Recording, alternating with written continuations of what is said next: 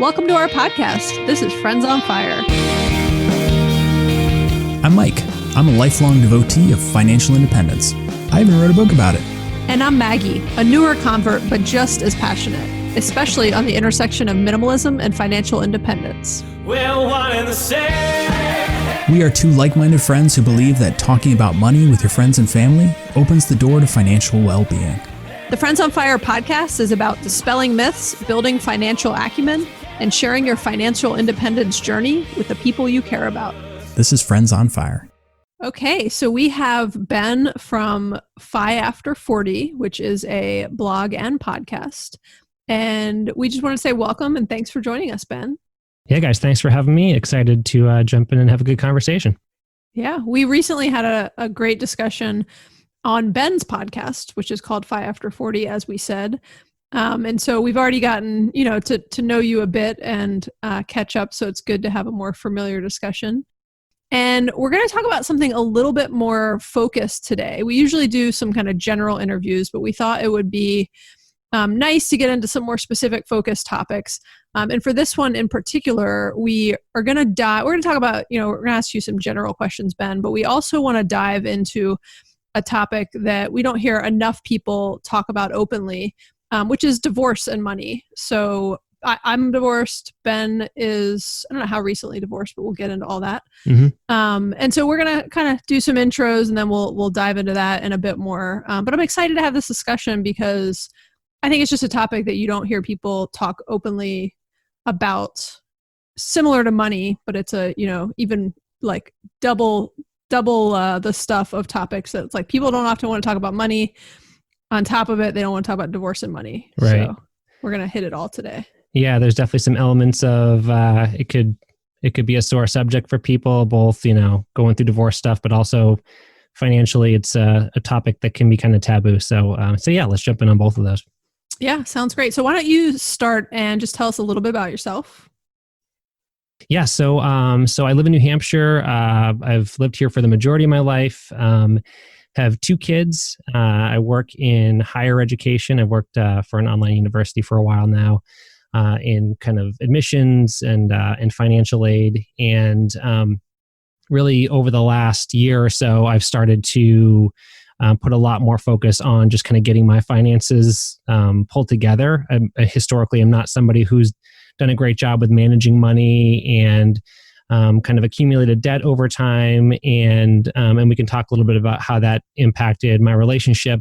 But it's something that I've really tried to turn a corner, and I feel like I've made a lot of progress. And some of that led me to put together the blog and podcast that you mentioned. And it's been a really good experience. It's something that I've been able to connect with people like you guys and others in the community and kind of learn from other people and, help keep me motivated and share my story with others. And so it's been a good experience, but I feel like I'm somebody who is still kind of early on that path. And we've talked about, people at all different points working towards financial independence or FIRE, or even just kind of getting their stuff together. There's stories all along that spectrum that are worth talking about. And so I feel like it's been a good experience getting my voice out there. Awesome. So speaking of getting an early start, which you had just said, one of the things we like to ask people is how they grew up talking about money and kind of what their early days were like and, what they learned and what that instilled in them about money. Yeah, I think my childhood growing up with money, it wasn't really a topic that we talked about much. So this is probably something, is other people will connect with this. There's probably some households where money is a topic of discussion. Kids are kind of exposed to it. It's not like a thing that is hidden. And then there's others where I don't know that it's an intentional thing, but I think there's definitely families where the parents just don't really talk about it very much. And I was more on that end of the spectrum. So my parents, it's stuff that you don't necessarily realize when you're a kid, but they were definitely kind of patching things together as we went. I have two younger sisters, and my dad, he sold cars when I was a kid, so he was on a commission income.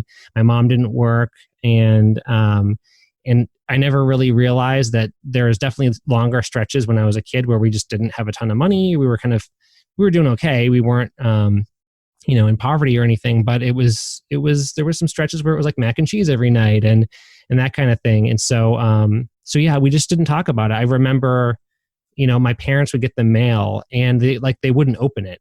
And I remember thinking as a kid, like, wow, I want nothing more than to get a letter in the mail. And if I got something in the mail, I would immediately want to open it. I'm like, why don't they want to open these letters that they're getting from people? And it's because it's bills, it's just stuff that they kind of would stack up in the corner and kind of avoid it. And I think I absorbed some of that, and that I think that led to some of my habits as I got a little bit older. But again, they figured things out. They got some help from my dad's parents, had some money, and so they helped get us through some tougher stretches. But I think that did lay a bit of a foundation for me where it wasn't a topic that I was really open about talking with people. It's so interesting to hear people's childhood stories. And, Maggie and I have talked about our childhoods, and we ask this of all of our interviews. And it's interesting because, coming from a family that didn't talk about money does not preclude you from eventually getting into it and becoming very good with money. And conversely, if you grow up in a family that has a lot of money or is good with money, it doesn't mean that you're going to grow up to be that way. You can grow up to be terrible with money. And so people find themselves on the path to financial independence, no matter what kind of background they had. And it's always interesting to hear how that evolved in people's lives. Yeah. And so many different paths got many people to the same places or to very different places, right? There's not necessarily any specific correlation or causation. It's one of the reasons we really like the approach and message of FIafter40. It's inherently inclusive. And, I think a lot of the financial independence media that's out there is kind of focused on this idea that you start when you're 20, you kill yourself by saving money, and then you retire at 30, and you go travel the world or something. And that's not going to be the reality for a lot of people. And so your message that you can start at any time in your life and go through kind of the same tactics and achieve the same goals is really cool. Yeah, I talk about, I wrote a piece about giving advice to my 21-year-old self and all these things that I would go back and tell myself as a college graduate and, things that would set me up financially for the rest of my life. And it's, it doesn't necessarily, obviously you can't do that, but even if I knew those things, it doesn't mean that I would have been successful. You almost have to go through certain experiences to really have it hit home. And so for me, having those ups and downs over time, I don't know that it matters necessarily when you get there, as long as at some point you kind of grab control of things. I think that's what's more important, is that you realize that you do have the ability to make choices and choose your direction. And it's not just jump on that treadmill of life and just keep running. And then eventually, you just get to the end, whatever that end is. And it gets kind of, at some point, it can almost feel a little depressing, but you can step off and definitely take control. And I feel like that's the kind of message I've been trying to get out there. So speaking of kind of those different experiences you were talking about, was there a certain experience or kind of inflection point that caused you to change your practices and start FIafter40, or was it kind of a slow build? I think it was something that over time I knew that I didn't have things financially under control.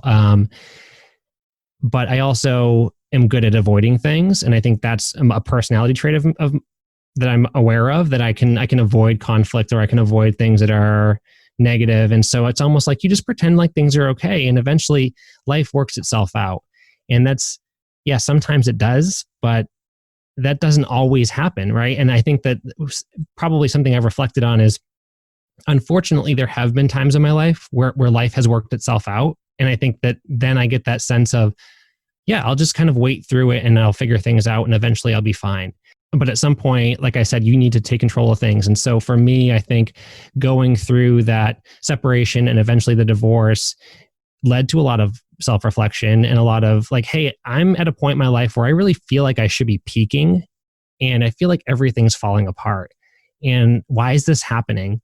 And money was definitely a big part of that. I was just avoiding a lot of things in my life leading up to that. And so, I couldn't fix that relationship or change what had happened. That ship had sailed, but I did have an opportunity to reflect on my finances and take control of that. And so I think that was really a turning point for me where I decided like I need to do something about how I'm handling my money. Okay, so since you started on that, let's dig into that more. So we want to kind of walk through a little bit of your, relationship history with an angle on money, obviously.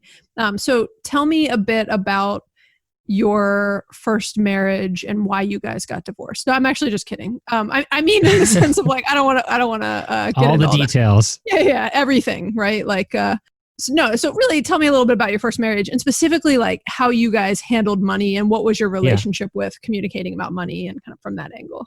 Yeah, definitely. So, we were, and we are different people when it comes to handling money. She actually was better with money coming into our relationship than I was. And unfortunately, I think we kind of met in the middle. So we kind of like, I pulled her closer to me and I went closer to her and we kind of met in the middle. And, she was somebody who like never carried a balance on a credit card. If she had a credit card balance, it was paid off every single month. And I was like, why would you do that? That's the whole point of credit cards. You don't have to pay it off. You only have to pay $25. And, that was just my mentality. No, and so it pains me to hear you say that, Ben, but keep going. We're talking like, this is a long time ago. I know. So, I like the honesty though. Keep going. Yeah. So I think we just had different perspectives on things. And over time, as we started making, and actually it's funny, before this conversation, I've got this spreadsheet. So I am responsible financially. I have a spreadsheet that goes back to 2007. So nice. I've got my budget for every month. That's like Mike's love language. You have a spreadsheet going back to 2007. That's all he wants to hear. Yeah. So I did keep track of things, but it was just kind of always a sad story. So I just kind of didn't do a whole lot with it. So I looked back and it was like our income and our expenses were pretty close to each other back in 2007. And it's kind of cute to look at some of the things. It's like our rent was $900 and like our phone bill was $40 and obviously all those expenses go way up over time, but that's the point is over time, our expenses went up, but as our income did. So it's like we were paycheck to paycheck the entire time we were together and that never changed. And that's something that I think it's maybe a slow build, but that causes problems over time, right? That's something that, and I wouldn't bring it up and talk much about it. So as far as our personalities went, I feel like I had a bad influence on her financially, and I ended up being the one that took over a lot of paying the bills, and I ran the budget and I made all the payments, and eventually it just got easier to have like a joint account and just like instead of you giving me $400 or $300 here or there. So I think overall, we kind of came together, and it wasn't necessarily me being a good influence on her, but I think over time, we got to a place where we felt like we were kind of treading water at least, and that felt like a good thing. And that's a little bit of a sad state to be in, where we felt like, hey, we're not sinking further into debt. But it was a conversation looking back that I think we really should have had more of a joint plan earlier in our relationship, and that definitely would have helped things out. So you mentioned that you did not bring up and talk about money a lot. Was there a point where you guys would get into having some discussions that were like more heated or more intense because you didn't talk about it a lot, or did you just really never talk about it at all? We talked about it, but I think that my whole approach has been, so again, even going back to growing up as a kid, I remember specifically, like if my parents would argue about money, it was something that I remember physically saying out loud to myself, like, I will never fight with someone about money. I don't want to go through that. So, and it wasn't like my parents were like crazy, they weren't like getting in these horrible arguments, but like they would get into heated conversations about money, and I could hear it. And I was like, I don't want to go through that. And I think that when then I was in that place of being a parent, being a husband, having money conversations, as soon as it became a stressful conversation, I was like, let's not do this. Like, don't worry, I'll figure things out. And I would just kind of shut it down. And that was something that was not productive. That was me avoiding the reality of things. So we would start to talk about things, but I feel like anytime it got to the point where it was either me feeling defensive or me feeling like we were going in a bad direction, I always kind of wanted to just be like, no, things will be fine. Things will be fine. We'll figure it out and just move on from it. Yeah, that's interesting. Money it's definitely a difficult conversation in the best of relationships. And if there's, additional stresses and pressures happening, it it can be even more difficult for people to talk about. So there was a point at which you got divorced. And how long ago was that? It was a year ago in May, so just over a year ago. Okay. So what impact did that have on you financially? It ended up being something, it kind of had some good parts and bad parts to it. So in some ways, going through that experience triggered some good behavior changes, right? So I definitely have some good takeaways from that. And we ended up selling our house, which in some ways was kind of a sad emotional thing because my two kids mostly grew up there. But financially, it was a good thing for us to sell the house. It allowed us to both pay off good chunks of debt. So there were some good parts of that.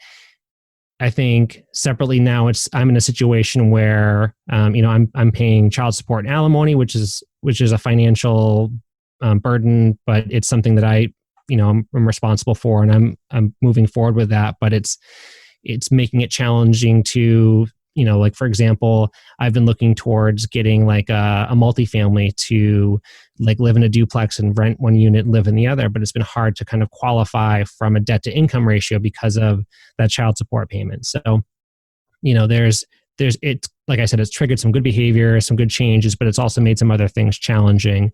I think ultimately we came into it working together. And so it was something where we weren't going at each other with lawyers. It wasn't like this nasty situation. It was something where we sat down. We actually physically sat down at the table. And it's actually interesting thinking back because it's probably the one time that we had a really legit, like in-depth conversation about our finances, like breaking down literally everything, was deciding how to split things up through the divorce.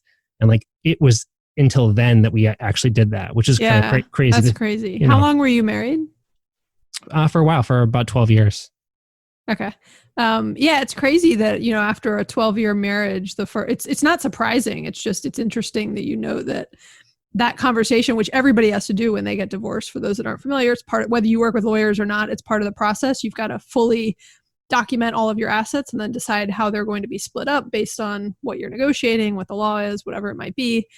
But you've got to like lay it all out in the same way that we talk about doing in like net worth tracking and things like that. But a lot of people don't do that. So it's interesting that, that's kind of the first time you guys had that full view of everything you had, good, bad, ugly, right? Of just where things were at. Yeah. And it felt vulnerable, which is weird because like at the point she was still my wife, like she should know all these things. Like there shouldn't be any kind of mysteries as to like what our credit card statements look like, and again, I realized like how much I had kind of been in denial about what we were doing with our money. And that was a real wake up call to sit down and go through that and realize this is stuff that we should have been talking about this whole time, really. So was FIafter40 inspired by this big life event? How did that come about? Yeah, 100%. I think as soon as we sold the house and I was able to pay off a huge chunk of debt, it all of a sudden was like, okay, I need to keep this going. I need to keep moving towards getting myself into a better financial position. And I mentioned looking into real estate investing for a long time, for about, I would say, a year or so, probably most of 2019, I was really looking into getting into real estate and getting some kind of investment property. But I realized that I just wasn't in a position financially to do that yet. So as we kind of came into the winter and spring of this year, I was like, I don't know that I can really go ahead and get a duplex. I don't know that I'm going to be able to qualify for this. I really need to finish paying off the remainder of my debt, save some money up, and then maybe I can move forward with this next goal I have of getting a property. And so then I really started digging into more of other podcasts. I'd heard about the FIRE movement. I'd heard about FI. I think Choose FI was a podcast that I'd heard a couple times, and I started listening to that. And I was like, this really makes a lot of sense to me. I need to focus on not just trying to get a duplex. I just need to finish with clearing out my debt, start saving for retirement. I really hadn't done much with retirement at that point. So that became a focus as well. And as those things all sort of collided, I was like, I need to do something with this. All these thoughts are just swirling around in my head, and I'm going for walks and thinking about it. And journaling wasn't really something that was working for me. I was like, I need to do something with it. So I should start writing a blog. And during this quarantine, I've just had some time to do it. And I decided I'm gonna do this. I'm just gonna start. I think I read another blog post. It might have been on Financial Samurai or Mr. Money Mustache, or both of those. I think had posts about writing a blog and starting a blog. And I was like, I'm gonna do this. I'm gonna start this. I'm finally gonna do this. And it was almost like I just let it all out. I started dumping all these thoughts into blog posts. And my first couple of ones are really kind of like raw. It's a lot of me just like, hey, I suck with money but I'm finally figuring things out. And it was a real kind of like lift to get that off my chest and get that out of my head. Yeah. And then it's just kind of gained momentum from there. That's great. That's one of the things that I love about your blog is that and your social media posts and everything is just, it is so kind of raw and honest and just vulnerable to say like, yeah, I made a lot of mistakes, but like, here's what I'm doing and here's what I'm learning, and kind of taking people along on that journey, which again, I think can be incredibly inspiring, and honestly, even more so inspiring than somebody who, no offense, Mike, but like Mike, who's like, you've been doing this your whole life, right? And so that sometimes can be kind of intimidating to people in some ways. And I'm the same way of like, not quite my whole life, but have been fortunate in that I started some of this stuff earlier on.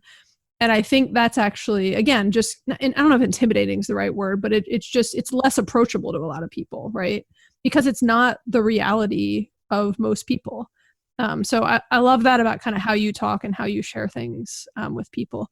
So that's one of the things with this that has been such a surprise to me is how responsive people have been, because I sometimes I'll read other blogs or other posts on social media and people are like, I paid off $300,000. And I'm like, I only paid off $46,000. Am I like qualified to talk about, to be a subject matter expert, a voice in this community? And I think to your point, Maggie, it's just, I think it's different people connect with different stories and different messages. And sometimes it's what someone needs to hear is someone who's like a step and a half ahead of them. And somebody else needs to hear somebody that's like Grant Cardone and is like 10x 1,000 years ahead of them. And that's what's going to motivate them. And so, yeah, different kind of stories are going to connect with different people. And I feel like I've been surprised a little bit at some of the people that have reached out to me and just kind of been really supportive of what I've done and said, hey, you helped, what you posted was really inspirational. And this helped me kind of make a decision this weekend, or it helped me with getting some perspective on things. And it's a really cool part of this. Yeah, that's awesome. I think one thing that I was curious if ignited your passion on this, or your ability to do this also, because I know you mentioned the quarantine and just going through your divorce and kind of the timing of having all these thoughts and wanting to get them down on paper. One of the things that many people may not realize who haven't been divorced with kids, one of the kind of quote silver linings of what otherwise is a very tough situation is, for the first time in a long time, you all of a sudden have some additional free time because you're left without your kids for some portion of time that you used to be with them all the time and kind of never get a break. And all of a sudden you're like alone a few nights a week, right? Yep. You have time on your hands. And so I'm curious if that kind of led into you being able to like put more energy into things like this. Yeah, definitely. That's an interesting point, and you're spot on. It's something where I have my kids usually, so it's every other weekend, and then kind of depending on how the weeks, it's adjusted a bit during this quarantine, but I've usually had them about 3 days a week during the day, and usually at least one night a week over the course of the week. But yeah, there's definitely days and nights where I don't have them here with me, and that definitely frees up time in my day to not have to, like, I can just run out and grab something out of the fridge for dinner. I'm not cooking something. I'm not like, and as much as it's a little bit of a hard thing to maybe talk about, not feel like I sound like a neglectful parent, but there is a bit of a relief to have some of those nights where I don't have to kind of deal with some of the day-to-day stuff. And it does free up time for myself to do some things that I want to invest time into. And I don't have time during the day because I have a full-time job as well. But it definitely has allowed me to, if this quarantine hadn't happened, I would not have the blog or podcast right now. So that definitely has been an opportunity for me to invest some time into this. I don't think it's wrong to say that. Yeah. It sounds like a dream come true. Yeah, you should never say you sound like a neglectful parent for recognizing that, because most people that don't have that are usually quite jealous and saying like, oh, I would love a couple nights to myself every week. And I remember when I was first finding out that I was getting a divorce, in the very like early raw moments, I was trying to tell my boss, who Mike knows. I was trying to tell my boss that I was getting a divorce. Like, I felt the need to explain what was happening, just because, could impact me, like suddenly, I don't know, crying in the office or something. And I like couldn't get the words out with like starting to cry, which I know is making him like super uncomfortable. And I remember at the time him saying, well, the good news is like the dirty little secret of divorce is all of a sudden you get some time back in your life. And I was like, at the time, I don't think I could fully appreciate his attempt to like cheer me up. Right. But I always think back to that, because I'm like, it is the, as he said, like dirty little secret of divorce is you get time back in your life and you still get to be a parent. So, okay, moving on a bit. So you are now dating someone, right? Yeah. Yep. And we're going to go through, how that relationship started and all the details of that. I'm just kidding. We're not really. You're kind enough to let us have this. All the details. Yeah, all of it. Want her like name, address, everything. Yeah, social stats, media, everything. Yeah, everything. Handles. We'll put it in the show notes, people. But I am curious. So on a serious note, I am curious. So as you're entering a new relationship post-divorce, do you guys talk about finances? Is it something that is top of mind? Obviously, you have this blog and everything else going on, so it feels like a topic that's hard to avoid. Yeah. Like, how does that come into your relationship now?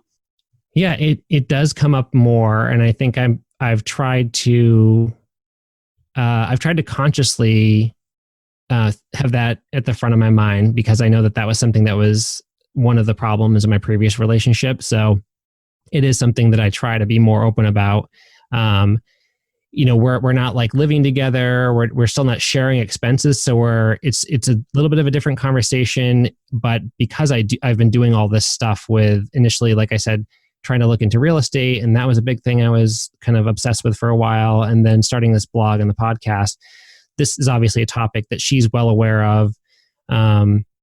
And it's actually funny. It's like, I was actually just talking to her about this the other day, that her parents probably know more about my finances than they know about hers at this point, because like they've listened to the podcast and like read the blog and things. So, but I think there is a relief of me kind of putting some of the stuff out there. Like when you go out and put your net worth out in public, it's something that at first I think I was like, is this weird? Am I supposed to do this? Is this going to be like, are people going to judge me? But it is kind of a relief. And so she knows more about my finances now than like my ex-wife knew when we were getting involved with each other early on. So we're definitely going into this with more exposure to each other's finances. And she actually was like, my girlfriend listened to one of the podcast episodes and was like, wow, that was really cool. Like, I want to actually go get like a travel rewards credit card now. And like, I'm inspired to go like try to find like rewards points to use for certain things. And so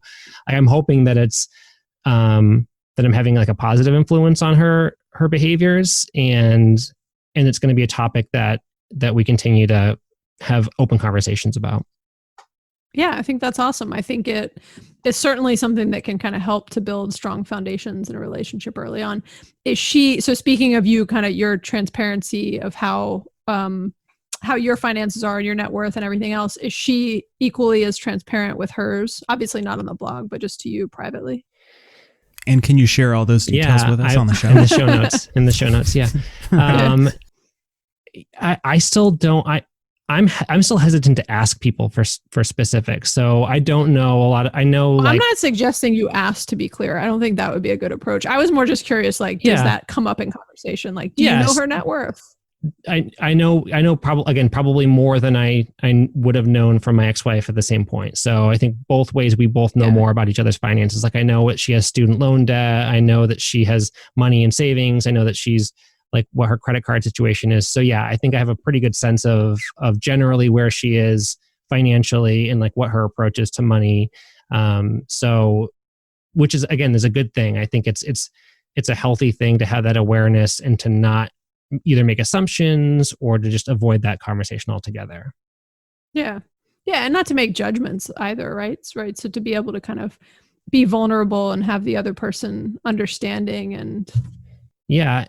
And I don't know about you guys in your relationships that you've had, but if one of the things I think I'm kind of curious about moving forward in my current relationship is the fact that I'm so focused on this. Like she's not quite there, like she's not at that point in her life where she's hyper focused on like, say, we're not totally aligned with that. We're just a little bit different places, but that is something that I'm curious over time, what becomes of that. And again, I don't know if you guys are with people that completely share your approach to money, or if you're 70% aligned, or you know what I mean, and how you kind of pull that person along, or how you compromise to go back, and how that is juggled, Yeah, I know. I mean, I know with my husband, so I'm in my second marriage. So I was, married for about 10 years, divorced, and then remarried a couple of years ago.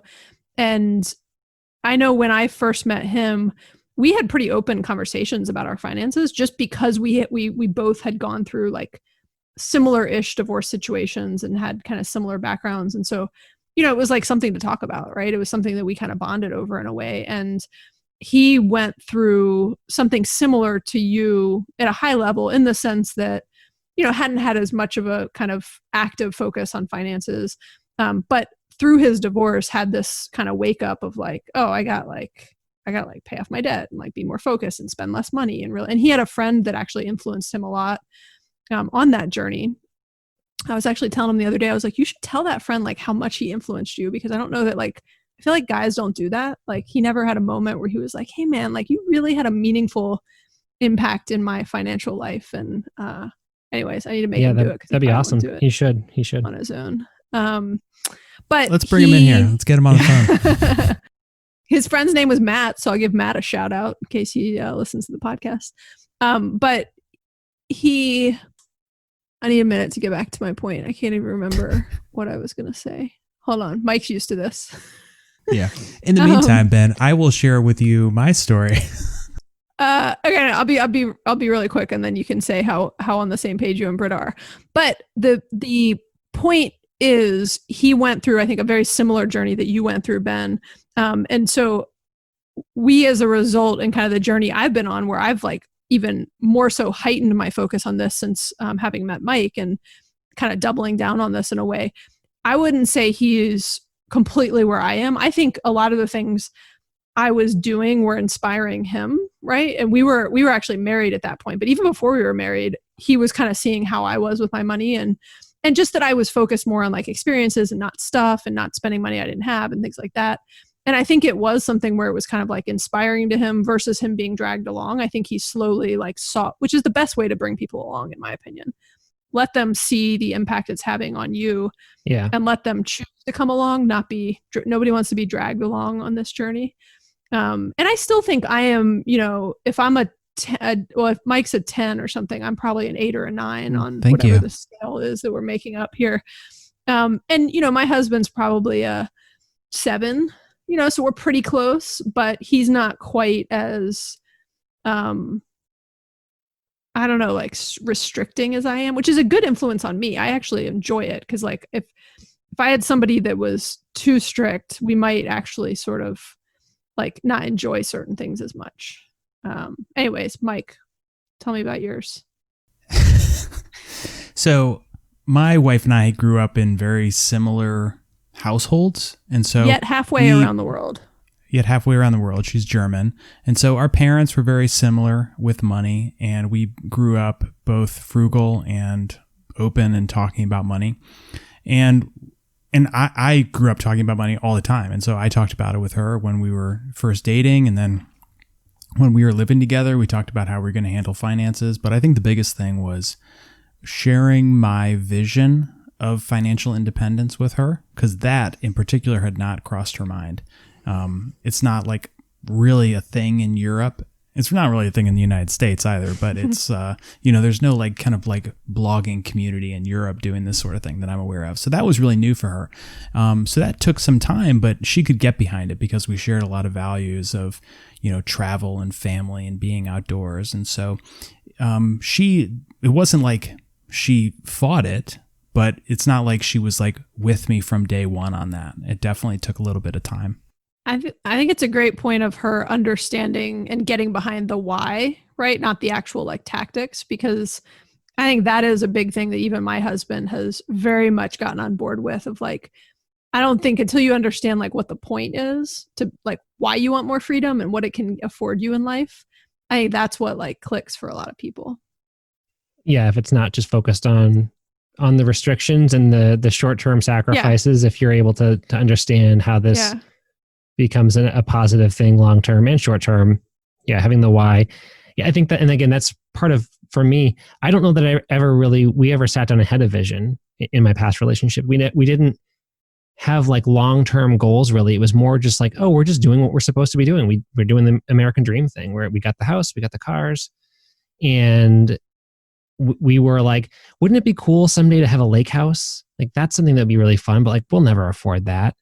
And that's one of the things that I get so frustrated with. It's like, no, I could have put myself in a position to have a lake house if that was what would really have made me happy and been like a family thing that we could have all shared. And I definitely could have done that.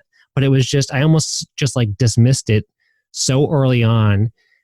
And I never, until more recently, I've never really said like, hey, yeah, this is something that I could figure out if I really want to put my mind to it and just kind of organize my finances and make some simple changes. Okay, one of our last topics, Ben, when you and I were talking a few days ago, I briefly brought this up to you and you were kind of like, I hadn't thought about it a lot. And then we like shut down the discussion because we were saying like, let's have a fresh discussion on the podcast for the first time. Yep. So I have no idea what your views are on this. Excited to hear more. But I asked you about prenups and I was like, what's your thoughts on prenups? So let's restart the discussion where I like shut it down 30 seconds in because I don't want to. I wanted to have like a real natural discussion. But like, what are your thoughts on prenups? It's just not something that I had ever put much thought into at all. So I think you would ask, like, is that something that you would consider if you were to get remarried? And I was kind of like, I don't know. It's probably not. It's not really something that, so again, this is one of these things where like I'm like aware, like in general terms of what that means, but it's not something that I've ever really spent time like looking into in more depth or knowing the real logistics of it. So it's not something that I would necessarily consider because I don't know what the real benefit of it is. To me, it seems like more of, I guess whenever I've seen it, it's been on like reality shows and it's like people that are not trusting each other. It's someone trying to marry an older person that, is rich. And so I haven't seen examples in like a more real life scenario where it makes sense to look into those.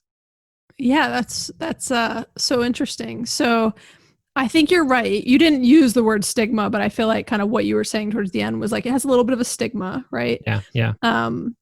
And I'll give you my quick views. I'm going to sell you on a prenup. That's my goal. Okay. Not just you, people. We're going to do a whole, I always say we're going to do a whole episode on prenup some days. So a prenup essentially, I was actually just looking for the definition of a prenup. What's funny is when you Google prenup, you know how Google has like their questions that come up, common questions. What happens when you sign a prenup? Why a prenup is a bad idea? Do prenups ruin marriages? Wow, that's like very, very tainted search results there. Very Google. leading suggestions. Yeah, I know, right? Doesn't you sound can like see Google why I've never really like put a lot of time or thought into this. Okay, so I'm just going to read the official definition, right? So a prenuptial agreement is a premarital agreement, commonly referred to as a prenup, that's a written contract entered into by a couple prior to marriage or civil union that enables them to select and control many of the legal rights they acquire upon marrying, and then what happens if their marriage were to end at some point. So here's my view on prenups. I agree. There's a lot of people who think that they're bad, have a stigma, think that it's like not romantic, and like if you really love someone, you would never ask for one. And I don't know why. I actually used to want to be a lawyer when I was younger. I always sort of like had I think it was a lot of watching like Law and Order when I was a kid or something, but just like I always had a very sort of like legal focused mind. Like I understood the law and thought about it. And so to me, a prenup was always just, it's a legal document. Like it's no different than a will. And so I'll give you my like best comparison of like, nobody thinks twice about getting a will. And that's for what happens to things if you die. A prenup feels way more important because like you're still alive if something happens, right? So a prenup is to protect against if something were to go wrong, unexpected, and your marriage were to dissolve, and it may not be something you did that you predicted that you ever would have expected, could be totally surprised by something. There could be infidelity, whatever. And so it is to protect both people and making an agreement of what's the right thing to do when both people are in like a good frame of mind. So they always say like, don't do a will when you're like on your deathbed because like you're not in the right frame of mind to make these decisions. You need to do it when you're healthy. I think a prenup is the exact same thing.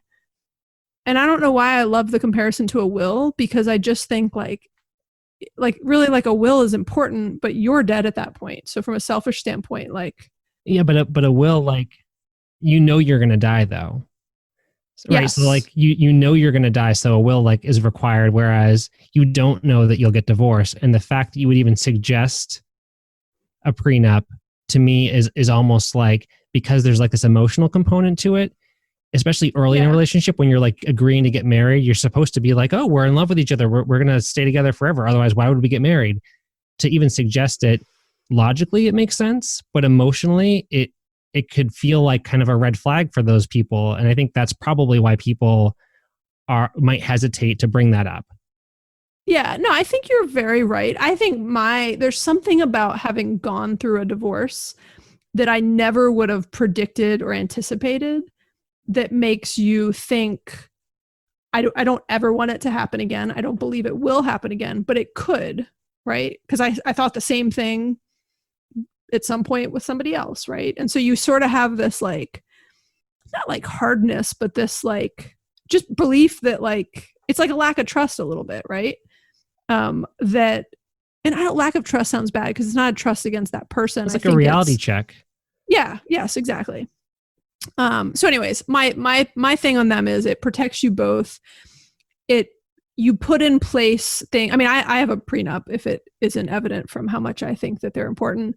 And I brought it up to my husband. Like I was the one who brought it up. And I think at first he even had a, similar response. And I was like, I was able to, gracefully smooth into, look, this is to protect both of us and like, protect what you brought in and make sure someone else's, I don't even know how it sounds bad, but I was going to say like, make sure somebody else's negative financial decisions don't have an impact on you, right? Like you're doing all these amazing things to turn around your finances at this point in your life. And, what if something were to go awry down the line where somebody else's actions were to hurt that in some way, right? Right. Yeah.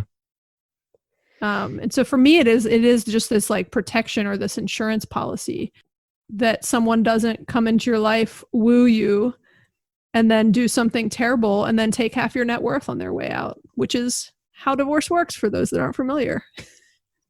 That sounds so jaded, huh? I mean, a little, but it's, it's okay. It is different when you've gone through it. I think it's something that, once you've gone through that experience, it is a real like wake up call, and something that I think people statistically know. You hear numbers about whatever it is, half of all marriages end in divorce, or more or less, but it's something that I think that's just a hard thing, especially for people who maybe are like, when you're getting married younger, you don't even a lot of these people don't even have any kind of financial foundation at that point anyway. Totally right, so it's almost like, why are we talking about assets? Like we don't have any assets. All I have is this student loan that I'm paying off, So they just have debt at that point. So, so I think, yes, logically, it totally makes sense. It's like a will or like life insurance, or it's kind of a just in case. Let's make sure that this doesn't get worse. Insurance policies are good. Yes. But I mean, I agree. It can have a tone. I feel like every time I talk about this, by the way, I should say like, I love my husband so much, and I do not believe we will ever get divorced. But at the same time, I believe in protecting myself. So if something were to happen that I could never predict or expect, I just want to feel like, I leave with what I came in with and what I provided. But my last point, not that I'm trying to like sell anybody on this, but I kind of am, that I feel like I saved my best one for last, Ben. Okay. It protects your kids. So that's the one that I think is the biggest thing, is like, if something were to happen, like imagine that you got remarried, something happened 10, 15 years down the line, somebody could walk away with a huge chunk of what really should go to your children. Right. Yeah. And that's tricky, right? That to me is when things get, complicated, especially when somebody else also has kids. It definitely gets complicated, and it makes sense. I think it's something, and maybe because, again, in your position, like the second time through, you're a little bit later in life and you're at a point where you're just a little further along, like more mature with certain things. It makes sense to do that. It is just like a good measure. It does make a lot of sense. And probably getting back to some of our earlier points about just having open conversations about money, like it should just be part of another conversation with overall financial planning. And it doesn't necessarily have to be just like, we don't talk about money and all of a sudden now I'm going to bring up, hey, let's do a prenup. Like you should be talking about money. And so it shouldn't be this shocking, weird thing to bring up in your relationship if you're having healthy conversations about money in general. Yeah, that's a really, really good point. Maggie, I think you did change my mind about something though, as you were talking. What was it? I don't change your mind a lot. I know. I think that in the off chance that our podcast breaks up, I would like a contract to protect the recorder and the microphone that I paid for. You want a podcast prenup? Yes, I would like we went in 50-50 it's to protect this. Both of us, Maggie. We both invested in the equipment. Doesn't mean we don't care about each other. I get it. Right, I went exactly. through that and whole I trust spiel. you. Yeah. I trust you. I believe. Podwell. A podnup. Podwell. Ooh, a podnup. Podnup. I like podnup. Podwell. Can you do prenups like after you've been married, or is the whole point that it has to be before? Can. No, it's called a postnup if you do it really afterwards. It is. It's called a postnup. I've never heard of a postnup before. That's a legit thing, yeah. So I guess some people decide after, and some people, this happens more like the when you first started and saying kind of your pre-existing thoughts or kind of stigmas on prenups. Someone that would like go rush into a marriage and like go elope or something, and like you hear of people who like go on some European vacation and come back married. Mm-hmm. They could do a postnup, right? So there are situations where someone just realizes like after the fact that they should have done a prenup and they didn't, or they never told their parents, and their parents are like, you better get a postnup in place. But one interesting thing that I learned about a prenup is, because I learned this when we were trying to do ours, is you actually can't even do it too close to the wedding date. You could, but there's some like best practices where I guess if it were to ever get argued in court that you signed it under duress, if it was like too close to the wedding date. So apparently like more legitimate lawyers are always like, you need to have it in place, like, multiple months before the wedding so that it looked like a thoughtful thing, not a, like someone put some document in front of me and was like, I won't marry you if you don't sign this in the next 24 hours before our wedding day. Okay. It's as exciting as I know you're enjoying this prenup discussion, Ben. We could probably wrap this discussion up.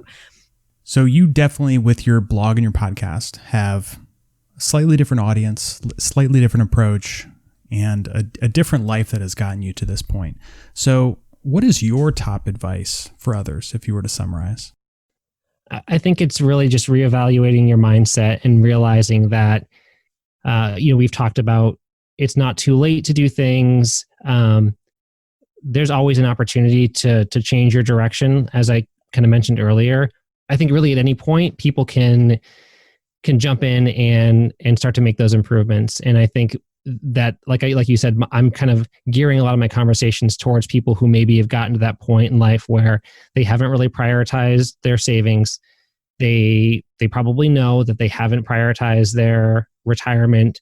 That you don't just have to keep going on that path, and you can step back and learn from some people around you. There's a lot of resources out there. I know a lot of what we see in kind of other blogs and podcasts does tend to focus on people younger, but I'm seeing more and more stories from people that are starting to change their habits in their 40s or even in their 50s. And again, it's not about necessarily retiring early or having this real specific huge money goal that you need to hit. You can just make some small changes, and those ultimately you're going to help to improve your lifestyle along the way. That's great. Yeah, I love it. So we will include some links to your blog and the podcast. And I have to say, I honestly listen to your podcast more than I read the blog, but that's only because it's easier for me to just listen to things than read, just from a time standpoint sometimes. Yeah. So Yep. I'm a huge fan of the podcast. I think you've got a great, just very refreshing perspective and kind of casual style in terms of how you talk about things. So I'd highly recommend people check it out. And yeah, thanks for joining us for this discussion and letting us dissect your various relationships and how you dealt with money. Yeah, it was a lot of fun. Actually, it was good stuff to talk through. So I'm glad you guys brought me on. It was a good conversation, and I'll definitely stay in touch with you guys. Sounds great. Thanks, Ben. Thanks, Ben. So, Mike, I really enjoyed that discussion. I don't know if you did quite as much because you have less personal experience in all the topics we were talking about. What did you think? I thought it was very interesting. Clearly you are passionate about this, and it's something I have not spent a lot of time thinking about. I don't have strong opinions about it, but that's also why it's good to listen to these things, because I appreciate learning about different perspectives. And while I don't think I'm going to get a post-nup, hearing your perspective about it and hearing Ben's perspective is useful and informative. Yeah, so I thought Ben was cool to be willing to have that angle of a discussion.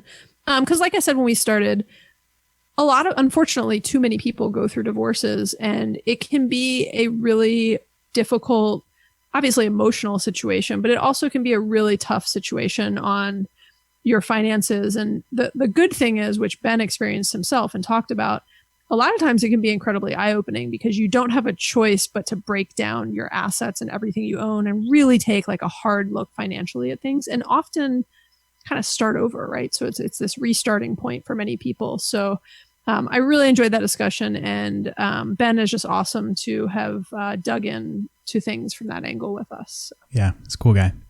Like we said, check out his podcast and his blog, FIafter40, and we will put some links into the show notes. Okay, this was a long episode, so we'll wrap it up, Mike. Okay, y'all, thank you for listening. If you have been inspired or challenged by what you heard today, please rate and review the show. You can also subscribe to make sure you never miss an episode. And if you have any thoughts or questions, we would love to hear from you. And you can leave a voicemail or text us at 404-981-3370. Or you can hit us up on Instagram, Facebook, or at our website. All that's in the show notes. Okay, thanks, Mike. Have a good night. Thanks, Maggie. Bye. Bye.